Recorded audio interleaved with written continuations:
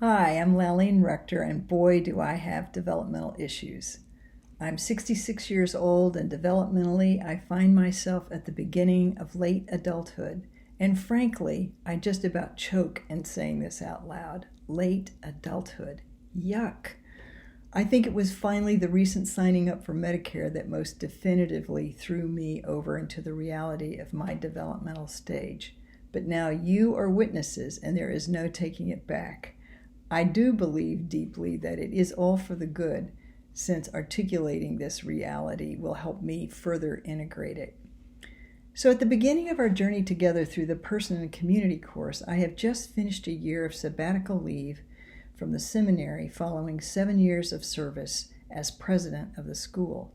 I've returned to the faculty in part to help out our understaffed department in pastoral theology, but also, and importantly, to retain some connection with the institution that has been part of my life, my formation, my identity into this 37th year. I have resisted the term retirement because I am not finished giving back. Erickson's generativity stage is so important, the one where we want to give something back. Maybe we raise children, we teach, we contribute to the next generation. So the work at the seminary has long ago consciously become, for me, about supporting the development of the next generation, and I am not finished being productive. So the developmental issues I am dealing with are real and present, and they present challenges like I've never experienced before. I want to share a concern, and that is about identity. Who am I without the role? The grief, the lostness, the rush to think I had to be ultra productive, and how unrealistic it was during this sabbatical year. Instead, I was more like a stunned fish for quite a while. It was whiplash stepping out of the pace of the presidency into a sabbatical. My personal expectations were too high and too unrealistic, and I've had to struggle with that.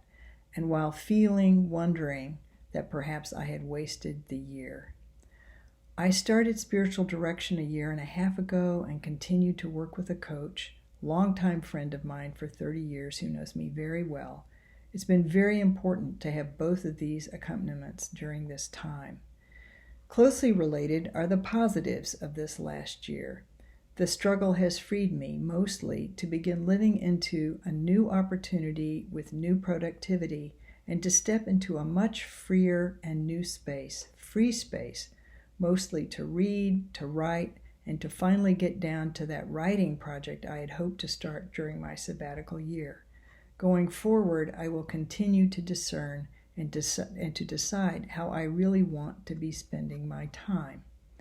I identify with Jack's concerns in the preface of our textbook.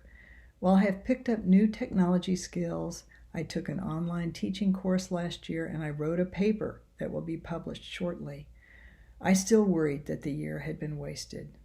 The fact that during the presidency I spent more time reading leadership material than reading in my field has left me with a lot of catching up to do. Is this really how I want to spend my time now? I ask myself over and over. It's just about time to pass the baton to a new generation. And while I love the work, I think it's just about time. It's a time of excitement and a time of reorientation. I'll let you know how it goes as the semester moves on. Thanks.